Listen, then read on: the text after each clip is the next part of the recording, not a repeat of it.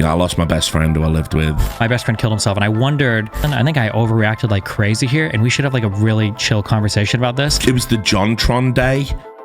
I remember that, yeah. And it was just like, it never entered my mind for a second that maybe you weren't having a good time, right? Like maybe like you were being attacked and stressful for you. I would have probably like DM'd you and said, bro, I'm sure you're having a day, my bad.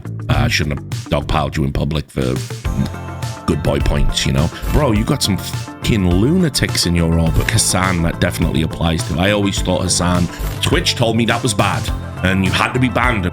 Funnily enough, I was at a company called WSOE, but I was in the process of leaving that company to go to another company, which essentially finessed me. They told me they wanted to make a vice of esports. So, you know, we would do cool documentaries, like, you know, for example, we would go to an MLG event and we'd interview an Adderall dealer, you know, that kind of stuff, you know, kind of like a bit more edgy.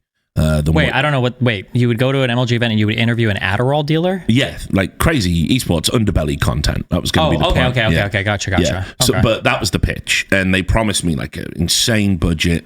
And anyway, I was in the process of getting the visa, and then the pandemic hit, and they turned around and they said, "Yeah, we're not doing this anymore. Sorry, so go fuck yourself." And I'm like, "But I've left a job, and my visa's contingent on having a job with you." And they just said, well, we could make you a community manager of this other company we own, and we'll pay you like $30,000 a year, and you also have to sign a really aggressive non-compete. And I was like, this is not going to work for me, guys. So yeah, when that happened, I mean, a lot of bad things hit me at once. You know, we were talking about it before we went live, but you know, I lost my best friend who I lived with, and that was very traumatic. You know, for a variety of reasons. You know, I mean, look, I know you've lost people too. It's one thing to lose somebody. It's kind of the other thing to be, and you know, to find them and have to kind of go through that and, you know, notify the family and deal with the funeral arrangements. And that really, you know, f***ed me up. And then it was like, but I've lost a job and a house and a visa, and I've got 60 days to get out the country, and there's a global pandemic happening.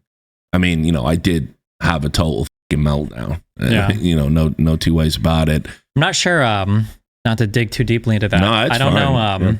I wonder sometimes, because when I was 20, I think 2021, my best friend killed himself, and I wondered sometimes in terms of when you lose people, I feel like losing people younger, as tragic as that is, and you think of like, well, what could have happened or blah, blah, blah. I wonder if that's easier than if I would have made a friend and they're like part of kind of like a routine of my life, and I'm out of college and my life is a lot more stable, and then you lose somebody like in your 30s. I feel like in some ways that's probably a lot more difficult to handle, because you're not like in these massive transitionary periods of your youth where a lot of things are changing anyway. And the relationship we had was like, you know, there was a lot of it was almost familial, you know, the bond. And I was kind of like looking out for her a lot, and, you know, trying to help her, you know, negotiate some of the more difficult aspects of her life. And, you know, I became very invested in the idea of her having a happy ending. You know, I know, like, you know, like real talk, you know, I wouldn't say I'm like a bad person, but I'm certainly more than capable of being an asshole. And I've been really like mean to some people, and I know. I am too. I know what you mean, though. But but you know, I've been mean and very. When I say mean, I mean like mean spirited, like not nice, not supportive. Yeah. And so I really put a lot in this relationship, because I thought it was like my chance to sort of have like a lasting positive impact. You know, I'm not married, I don't have kids, I'm not really interested in that kind of thing. But, you know, I've mentored a lot of people down the years, and having that kind of relationship is, I guess, the closest I'm going to get to feel that. And so I became very invested in a positive outcome, and obviously to get the worst outcome did feel very, you know, it felt like a really profound failure, you know, and it was very hard to accept. And then, of course, and again, I know you know this, there's no off days when you're a content creator, because if you stop creating content, there's like a very short period of time before you're just fucking irrelevant, and there's no way back. And then when you try to come back, the only thing people remember is the last time you were there, which might have been a bad experience. Exactly. And then you loop on that. And my advice is always for content creators is that, like, however bad the struggle is, try to do like a little bit every day, because if you stop and that last memory is like what people have the most, when you come back, it just, I've seen a lot of people bleed out of congregation that way. When I had that sort of drunken meltdown on the Trainwrecks podcast, which wasn't long after she passed. I was still living in Vegas at that time. I think I was on that show, was I? I don't. Maybe I just watched it. I can't fucking remember, man. I blasted my brains out the last few years. Okay. You know, and that means different things in the United States. Yeah, I mean, but I know what you mean. I know what you mean. You're not literally, although close enough. But it was like fucking, I was just shit faced a lot of it, and so anyway, I was on that show, and I don't even remember how it escalated or spiraled. I'd been awake for days, and trying to take sleeping pills, and then doing a podcast is probably and drunk is probably like a stupid idea. But that nearly did. That was very, like, that did put a wedge in the career. But it was also like another moment where I took stock, because I thought, I've bottomed out here. But I saw I hadn't. There was, this was in like 2001? That would have been 2020. I'm sorry, 2020, 2021? Yeah, that would have been 2020. 2020, okay. Yeah. So, in a way, so you kind of hit like the nightmare scenario of we have careers in esports, and the thing that people always needle us for is like, well, when this ends, what are you going to do? Or what skills do you have, and blah, blah, blah. So you lose a close friend, and then COVID happens, which just fucks the entire world up. Yeah. What is, I guess personally, professionally, what is your mind doing at that point? Like, are you thinking like, should I go to other companies to get jobs? Do you have did you have people in your life to talk to, or what? Yeah. What did that even look like? Yeah, it taught me a lot, actually. Cause again, one of the, and I know you know this about me, like, cause it was one of the reasons why when we fell out, I was like very like we could have solved that with a conversation at the time, but I kind of felt betrayed, because like I like do consider my esports friends to be like my friends. It's a bit naive and a bit silly, really, but it's like, I put a lot in those relationships, and what I found out during that time, as my life was kind of like just pancaking inwards, is no, and a lot of these people actually don't legit give a shit about me. I've really found out who my friends were. There were some people that totally shocked me. I mean, there was like one person in esports that I'm cordial with them, I'm friendly with them, but they like sent me like a fucking, they found out my address, sent me like a care package to my house, made sure I was like eating, checked in with me, like, really like above and beyond the Call of Duty. Meanwhile, there was people who were, I thought, dear friends, and I was like guys, I'm gonna have to leave America if I can't get another job in esports, and my mind isn't right now in this pandemic thing. I don't know where this is going. Is there anything I can do? Like, I'll do any job as long as I can just get a visa. And people just fucking ignored me.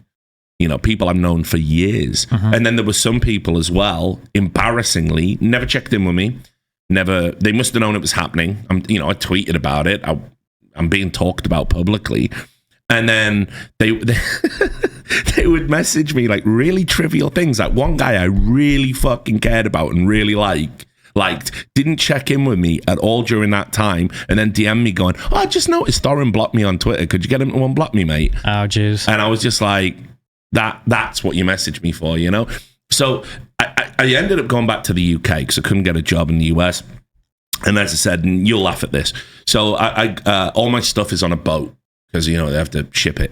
And so I got into this house that I hadn't seen, because I couldn't leave the country to view it, so then I wouldn't be allowed to come back. This is over in Birmingham now? Yeah. Okay. And so I went there, and I was just in an empty house, sleeping on an airbed. I'm in my late 30s at the time. And I was just lying there, like on an airbed, nothing in the house. And I just thought, this is probably where you kill yourself, actually. Like, if you were ever going to do it, this is like, this is the moment. Something that I think I've figured out for online stuff, I used to wonder a lot if this particular job just attracts really horrible people, or because, different people are prone to being on the computer, or maybe they're all narcissistic or whatever. Sure. Something that I feel like I figured out as I've gotten older is I feel like a lot of ordinary, empathetic human interaction is guided very closely by the pretty careful rails that we're on in life. So like the reason why we care about our friends and our coworkers so much is because we see them every single day, and we live in communities with them, we do things with them. That physical interaction is really important.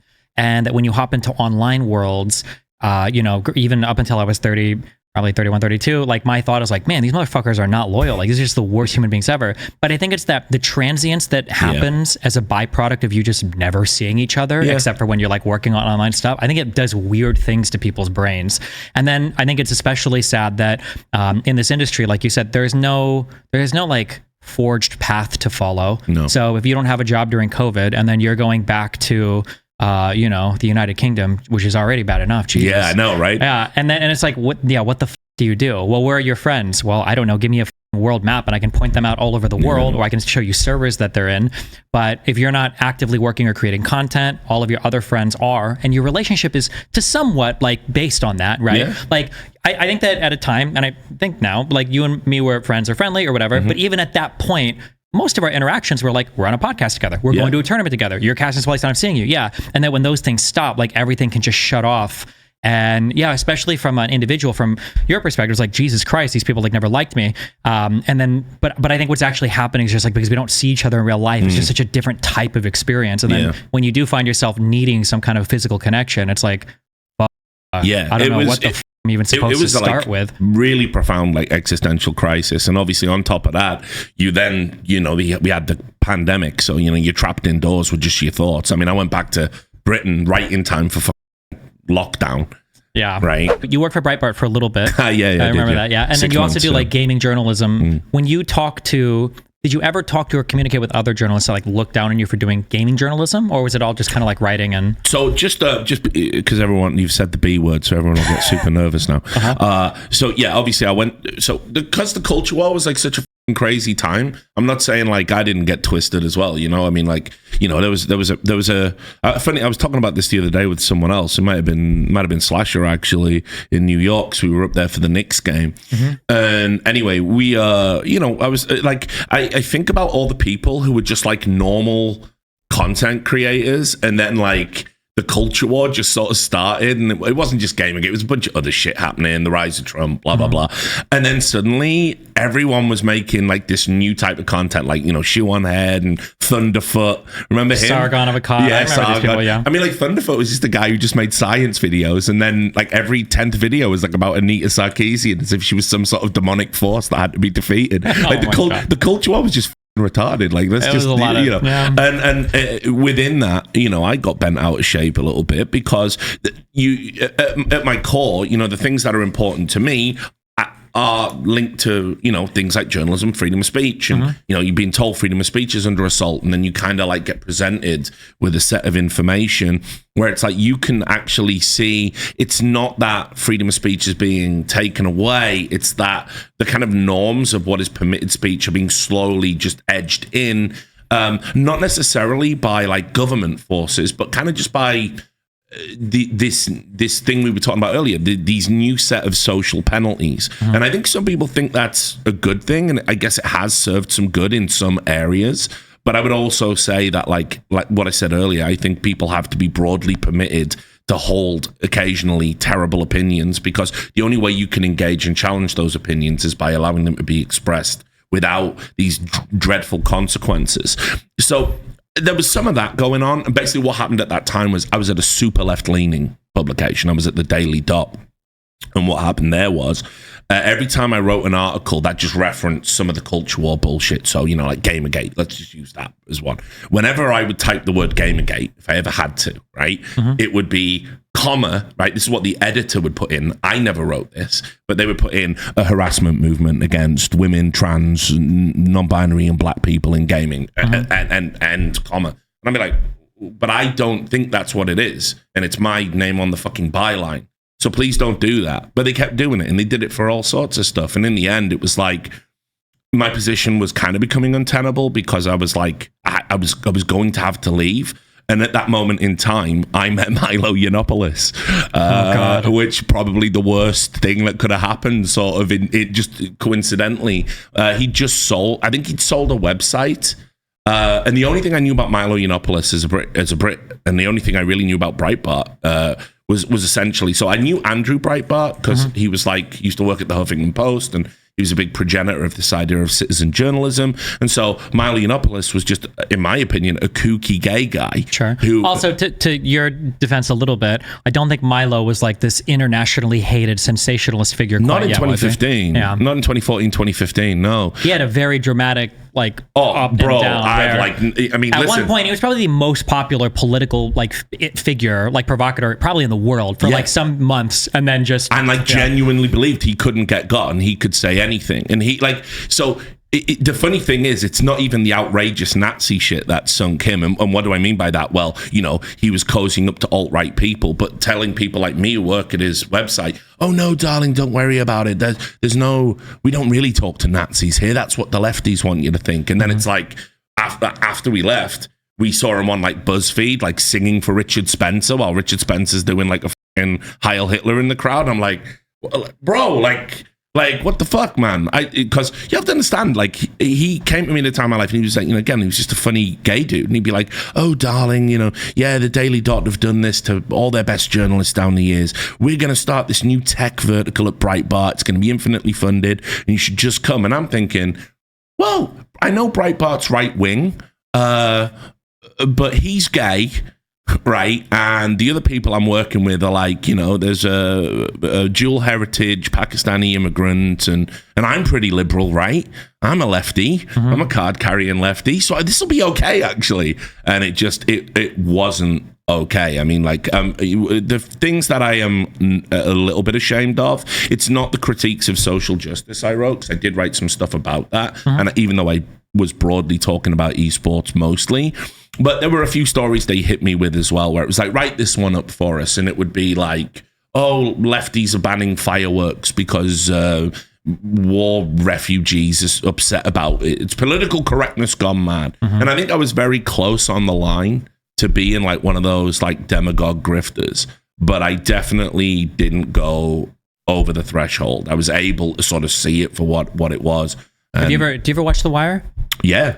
Sometimes I feel like, especially when moving to new industries, it feels so embarrassing because you'll be so knowledgeable in your industry. I would hope, I'm sure that at that point, if like a team owner came to you and was trying to like sell you on some bullshit, you'd be able to sniff it out pretty quickly. Yes. Right? Like Stringer Bell is going to know somebody's like trying to sell him bad drugs or they're lying to him about some street related thing. But as soon as he starts working with a political guy in like a totally new industry, he gets taken for a ride like he's a fucking moron. Yeah. And that idea of like being really knowledgeable in one industry, this has happened to me a couple of times as I've gotten more into like working with political groups or people where I realized like months afterwards, I'm like, holy shit, like did I just get completely swindled? And I'll go back and I'll look and it's like, this guy said that he had experience working with XYZ. Like, this didn't mean anything. What the f was I thinking? Yeah. And because you overestimate or you accurately assess your competence in one area and you're like, okay, well, I can probably sniff out bullshit in other areas. Like, wait, oh my God. And you feel like such a moron and it feels so embarrassing. And that was the humiliating. grift, right? Because it was like, you know, I was CC'd in on an email from Steve Bannon.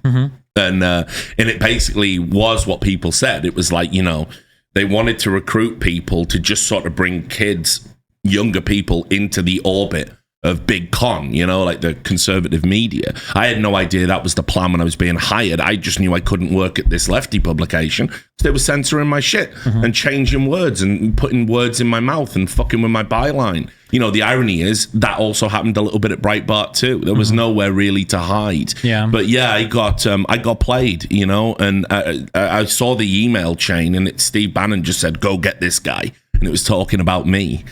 Because they thought esports would be big, I guess, for a big, draw in the culture war recruitment, you know, kind of like the World of Warcraft gold trolls that he was also using for engagement. So, yeah, that was a weird time. I mean, you know, because I don't, broadly speaking, none of my politics even go that way. Yeah. You know, it is a different world.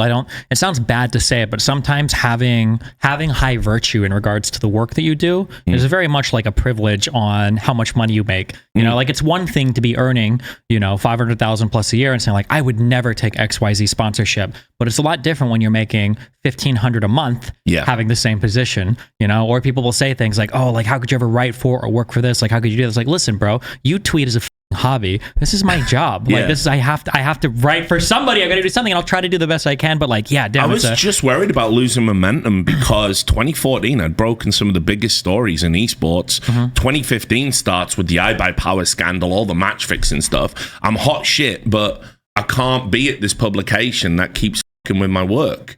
So, you know, you end up going, Breitbart, and it's like, it's just this weird, like little cul-de-sac that they've got, because they don't talk about esports now that I'm not there. They've never mentioned it since I left. But so there's just this like weird like series of articles there. And the worst is as well, I did break some big stories while I was there. And if I ever want to reference them, I have to take a link from fucking Breitbart to show people and go, I broke this story when I was working at Breitbart, you know. So. I'm curious, legally speaking, do they just own that content? Like, could you ever rehost a story, just copy paste it to a Substack, or do they have the rights to it? This is probably something I shouldn't say. After I left, so I had a bit of an epiphany. I don't know when it would have been. It was probably somewhere in E-League, because I was doing a TV show on TBS, and I was like the first esports host to go on to mainstream television. And it was great when it was Counter-Strike, but every time we did something in the fighting games community, lots of people in that community had said, oh, he's a Nazi. He was at Breitbart, so he's a neo-Nazi. And so they would spam all my bosses. They would, like threaten to kill me. I had to have a bodyguard whenever we did like a Tekken tournament or a Street Fighter tournament. Like the head of corporate security, he was like ex-CIA or something insane. And he just had to follow me everywhere I went. And, I couldn't do fan meetups anymore. And it was in there where I was like, yeah, this is actually fucking wild. And this isn't going to go away. And this is going to follow me around, and people are going to make inferences about my politics for the 6 months I spent at this one publication. And so I did ask if they would take the articles down. I said, can you just you don't need, Rick Fox is buying an esports org on your website. You don't need that. It doesn't even suit your goals anymore. So will you take it down? And they absolutely refused and said it would be a breach of journalistic ethics, which of course it would. So you can't really, they've got me there. But I did ask. Should have gone the extortion route. You should have told them, I have 3 women locked in my house right now. So unless you want to be hosting articles from an ex-sociopathic murderer guy, okay, I should have taken them down right now. I'm killing these women, and you're going to take them down one way or another. If you know anything about Breitbart, they would just print those emails immediately and with lurid pictures of me. Yeah, exactly. So yeah, that was tough. I mean, because it's not that I don't like, I want to write about, I'm like you. Like, I've always been interested in American politics. I've been fascinated by it my entire life. But obviously, there are some things that don't necessarily translate across the pond. And in 2015, I couldn't really foresee what Bannon's Breitbart was going to be like and how it was going to be basically Pravda for Trump and this populist movement. And it's shameful to sort of having been finessed and work there. But equally, people talk about it like I was writing in Mein Kampf every weekend, and like, that wasn't what was going on. I was literally writing about esports 95% of the time, and the other 5% of the content was, hey, this social justice movement that we all care about, could you all stop being morons? Because you're it up. We're actually you are going to ruin your own movement if you keep doing this type of behavior to people who want to engage with your movement. And so I don't think I said anything like broadly contentious or horrifying, but just the word Breitbart sort of had become synonymous with a lot of negative things. Yeah. Okay, so that was the Breitbart stint. Yeah. But then, so later on, because I brought up the Breitbart thing. So you were back in the UK, down on everything, and the COVID is kicking off, lockdowns are happening.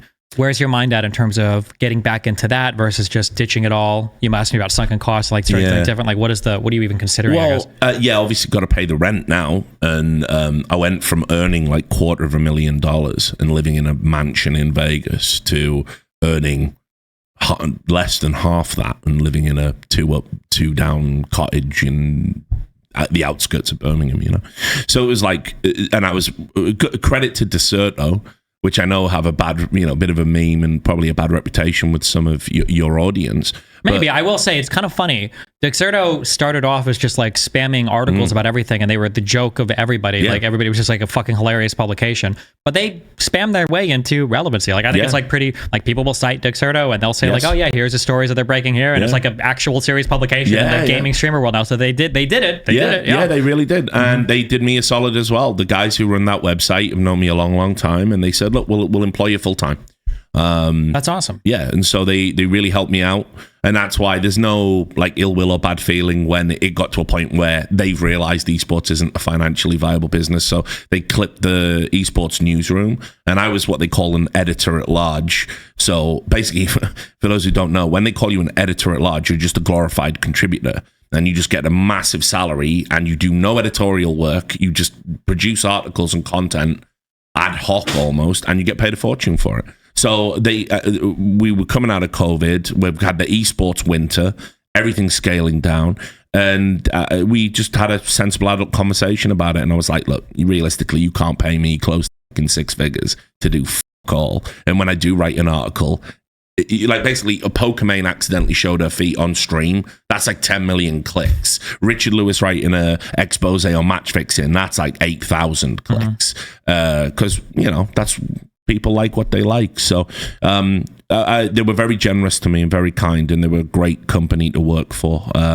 And they really helped me out. And now I'm at a stage where I'm just independent. I'm just freelance, got my own Substack. How long did you work for them for? You started like 20? Long time. I mean, because it was pretty much through all of the pandemic full time, but I'd been a contributor to them prior to that.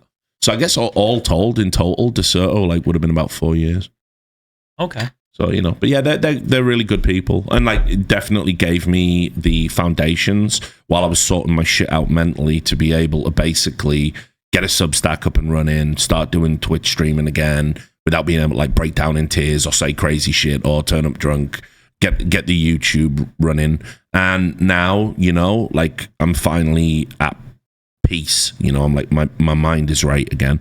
And so, I've been able to turn the Substack into pretty successful. It's about annualizing at about $80,000 a year at the moment. When you're turning your streams back on and you're getting back into the swing of things, did you have to sit down and reflect or figure out sorting through your emotions for getting back into that? Or was it just you turn it back on, it was fuck it, and it was kind of sliding on it? Yeah, I didn't really do a lot of reflection until recently because it was very hard to even dig into the memories of how did you get fucked up in the first place. So you're constantly I guess it was PTSD or something. You're constantly reliving that fucking horrifying moment. And so it was very hard to even think about what that might have done to me and how it might make me behave. But I, as I said, I certainly had done things that were out of character for me, and I'm trying to not be as negative anymore. And so when I was turning on the stream, I felt a lot of care for my community. I've got a very loyal following. They've been with me a long time, been streaming since 2011, and it's that for me, the right size of audience where you're about 1,000, 2,000. You recognize names, the regulars. It's not just a scrolling nightmare of emotes, which again you probably don't have that anymore. That kind of thing where you feel a genuine connection every time you turn on a stream. I imagine sometimes it's just something that almost happens to you. Kind of. I mean, I try. My community is a lot different because I never went for that fucking scrolling bullshit. Yeah, but I know exactly what you mean. Yeah, for sure. And so I was that was the main thing. It's I've got my community. They're gonna sub to me. They're gonna financially enrich me, but they're also here on an emotional level. Because we're on Discord. We talk. I got great moderators who always insulated me from some of the worst of it, and it definitely helped. But I needed to do some reflecting for sure, and I've done that this year, and I'm definitely feeling just a lot better for it. I did some shitty things to people that didn't really deserve it. I was caught up in this crusade where I was planting my flag and Saudi's taking over esports, guys, and look at me, I've turned down all this money and I'm so great. And it was I watched some of my colleagues and friends take that Saudi money, and instead of just saying okay, well, they're going to make their own choices, which is what I pretend, I think, I made some people the faces of the Saudi takeover that just like everybody else. They're just trying to earn a crust. And who the fuck am I? So I did that to a few esports people where it was a bit mean, and it was because I was very caught up. I thought I'd moved on from my bullshit, but I just hadn't. So we squared that at the major. That was really good for me. That was a very spiritually healing thing, as ridiculous as it sounds to go an esports event, because I saw the harm that I'd done to them by being an asshole on the internet. I had to sit in a room with them, and they were like, when you said this, it really hurt my feelings. Or why didn't you just come to us before you said this, or ask us? And I'm thinking, yeah, why didn't I?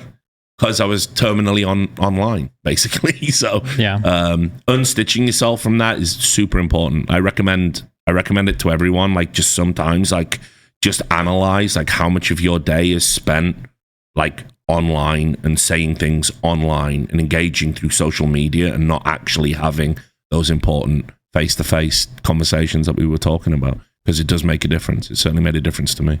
One thing that I try to keep in mind for all of my life, and it doesn't feel good, but there are a lot of things that are challenging, but in a very fun way. And you feel like sometimes those are the virtuous challenges, but they're not at all. And sometimes there are things that are challenging in a very unfun, emotionally humiliating, horrible way. And those are probably the things that like separate you from being a good person. Not like the idea of fighting with everyone and being hardcore and making enemies. It feels virtuous, feels like the anger is righteous. It feels like you might even have like a good moral foundation to build that crusade on. And then I find myself thinking this a lot, like right now, like, what would it take for me?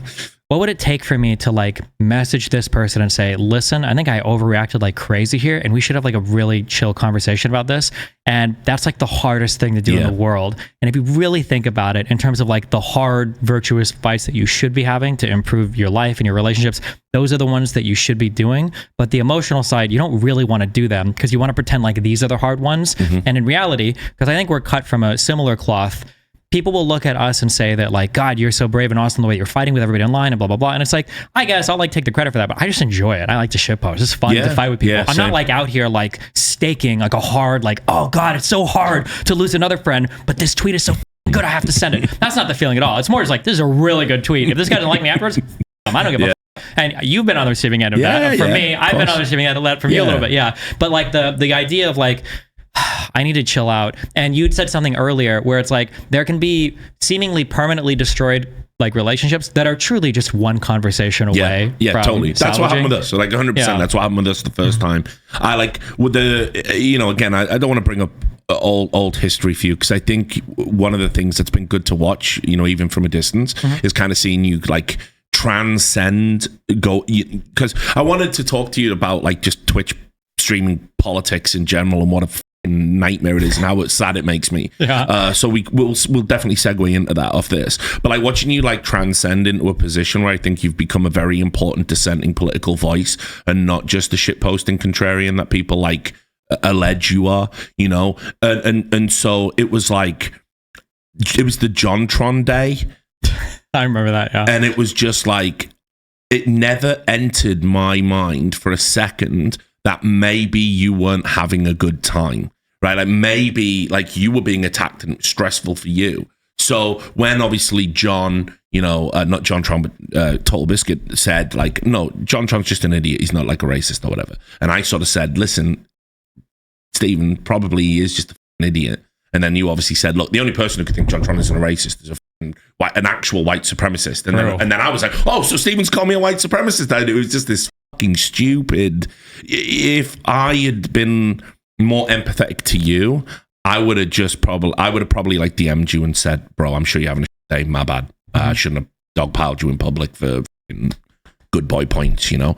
And equally, after the white supremacist thing, I probably could have hit you up and gone, bro, that's fucking much in it, and you would have gone, yeah, all right, then. Probably, and I think the thing that really like me up with it is, and I've done this with a few people, I did it with Trainwrecks too, I had a real tendency to kind of judge the creator by the actions of their audience. And you know, obviously, you've got some crazy motherfuckers in the D.GG group, and some of them were really, you know, sending me messages and saying crazy shit.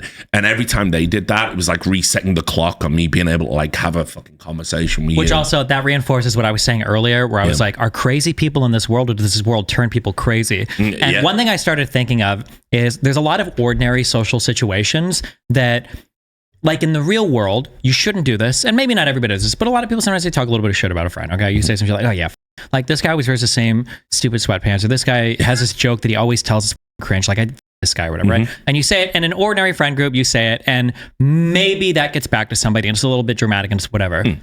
Online though, you say some shit like that and a fan base gets it. You've got like 10,000 bannermen that are marching with the like, fuck this guy army. Fuck his sweatpants. And then the counter army is coming, and somehow a rape accusation comes, and it's like over. And I noticed because even because I've had a couple of normal friends that I meet, and then they end up like slipping into this world, and then after like a few months, I'm like, man, wait, was this person always fucking crazy? And then, but I started to realize, I'm like, no, I just think that the amplification that happens on every single action, Yeah. which in some ways is a mirror between the social media shit too, Yeah. right? Where for kids in school are like, now every single thing is amplified and solidified or cemented forever on social media. We And would it's like have done so much more content together. I would have been popping on your stream. But bro, you got some fucking lunatics in your orbit, man, and I don't know how you cope with it. I ain't gonna name names, but I told you that one time. All the names you want. Yeah. Crazy people. But like, yeah. But I mean, like, there was that one night where it was like I came on the stream, we caught up, it was rad, and then I was just sat on a Discord, and it's like, you've turned your stream off, you've gone to bed, you're doing Destiny things, whatever the fuck, and I'm just sat in the channel, like, sort of decompressing, like, maybe build up the courage to talk to some of these people because I know them and I like their content. And they're just sat in a channel debating which one of them would keep it more real with you about your hedonistic lifestyle and how they would say it to your face that you're a piece of shit for living a hedonistic lifestyle. And they're arguing with each other going, no, I totally would. I would really build up the courage. And I said, like, guys, this is fucking weird what you're doing right now. Like, he's not here and you're just talking this mad shit about him. And it's like, it's really cringe what you're talking about anyway. And they were just like, F- this guy, mute that guy. Him, he's a troll, he's a nobody. And I was like, I can't be around this, man. I'll fucking go crazy again. I just got back to fucking normality. Yeah. And then you keep in mind now, like, you see that, and then it's like, what are a lot of the children thought leader, content creator people? They're literally like 18 to 22. And it's like, I can't even imagine. For as much as I hate like Aiden Ross and shit, like, if I would have gotten that level of fame at that age, I can't imagine how horrible person there's a kid who desperately needs a male mentor in his life, and the best he could do was Andrew Tate. You got to feel sorry for him. I do. It's rough. Like, it's a rough one. I mean, this is the other thing. Like, I've seen so many young people with so much potential get broken just on this kind of like on the progression that they naturally go through. Like Hassan, that definitely applies to. I always thought Hassan had so much potential, like as a figure, and he can be charismatic and he can be charming. I mean, rarely well informed, but you choose these paths, and now it's like I look at where Hassan is compared to the Hassan when we were active in the podcast space, and we would go on and we would do stuff with Hassan. He's unrecognizable. Yeah, and when he was doing D&D with like Dan, right? And Trihex, everything. Yeah, it was like a totally different world. Yeah, and it's like I don't know what happened to him. Maybe being called the Steven Crowder of the left, like over and over again, like broke his brain or something. But it's like in a bid to get away from that, he's actually become very emblematic of what is wrong with Twitch streams, because he is a guy who, like, he should want, with the audience he has, to do good work, and he should want to redouble his efforts to be better. So many people look up to him and aspire to be like him and follow the life he's got, and he is unironically a point of news for a lot of young people.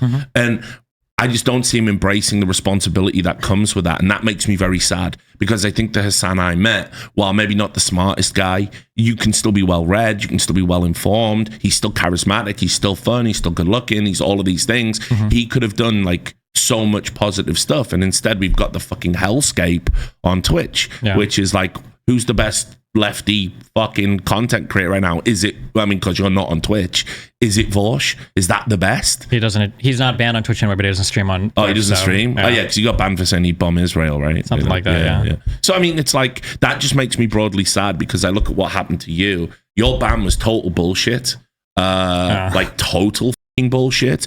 And I watched, like, so if I understand it correctly, it was the dipshit protesters line that got you banned. No, right? a lot of people say that, but no. Oh, it was the trans athletes one, was it? I don't know for sure. Okay. I think while I was doing, I've had two people message me that supposedly either worked there or had access to their database of bans. And the two people told me independently that the reason why I was banned was because when I was fighting with, it was during the trans athlete thing. And I think I said something along the lines of like, don't argue with like the trans activists on Twitter. These people are subhuman. And I think their interpretation of that was that like he's saying all trans people are subhuman. Right. So that was like a hate speech. So they banned you for hate speech, essentially. Yeah, right. Well, okay. Because, I mean, look, what I was going to go on to say, because I'd always assumed it was about the dipshit protester line, which clumsily worded, but I would also argue a lot of Americans like the Castle Doctrine. And, I still stand by it. Yeah. I think you have a total right to defend your shit. Yes, if people are going to come burn your shit down, then fucking roll out. Yeah, completely agree with you. And I mean, like, I don't think Rittenhouse is like a cool guy or a nice guy or whatever, but I think it was an absolute right finding by the court. But anyway, what does it say that somebody like you gets castigated for that, but then Hassan can post a fucking blueprint of a homemade firearm in reply to a senator's tweet. That was a wild tweet. Or interview the like a Houthi guy asking him what like who's your favorite character in Naruto, and it's like again, Hassan, please, like the Houthis, they've women, like this isn't a joke. You know, they're not good people. Like, even if you think the cause is righteous, go look at some of the things that they've done, and you're platforming that. And Twitch told me that was bad, and you had to be banned and unpersoned if you ever did anything like that. So I don't know what the we're doing on Twitch. It's a deeply unserious platform for politics, and it makes me very, very sad to see where it is right now. Maybe, yeah. I think it's just a reflection of the larger, like, political narratives, kind of like what's acceptable to be edgy on and what's not acceptable. And unfortunately, the really, really far left edgy stuff. Although I think the Israel-Palestine stuff is going to start to walk it back a bit, because I think there's a lot of people that this Colombian stuff is fucking insane. Yeah, there's a lot of people that are looking at it who were on the left, especially because, like, my guess is, I haven't looked at the numbers on this, but I would be shocked if I was wrong. Jewish people in the United States are probably going to be more likely to be left-leaning in terms of like social values and everything else. Fair. So yeah, especially for a lot of them to look at like these groups of people who, because keep in mind, we remember, right, in 2016, like the left was the biggest champion of like anti-Semitism. And now those same people who were like, when this guy did this, I know that means he's a secret Nazi. Now these same people will give you like a 42 paragraph essay for why, even though the Houthi slogan is death to Jews, death to Mexicans, death to Israel, that's not actually anti-Semitic. And I'm going to explain why. Okay. This was, death to Jews, that's not. It's different. You don't understand. I'm like, what the I remember when those dudes were marching with tiki torches saying Jews will not replace us, and it was like it was a national crisis, and this was Trump's America. I heard that same chant in fucking New York just the other day. Like, it's not a good time for Jews in New York right now. And Columbia University. Yeah, and what's happening on these campuses is like mind blowing to me. It's like, listen, from the river to the sea is the tip of a very anti-Semitic iceberg, and I can't believe people can't see it. I can't believe we've got mainstream American politicians that refuse to condemn what happened on October 7th, but here we are, you know, and it's like, when those dickheads with tiki torches were marching, I said, yeah, those guys, lock them up. I don't give a fuck. Yeah, that can't be happening. But guess what? I'm saying it about these guys too, and now suddenly that makes me that makes me right wing. Yeah, like it's crazy. I hope you're right about people walking that back, because I think the dark secret about the progressive movement and just lefty bullshit in general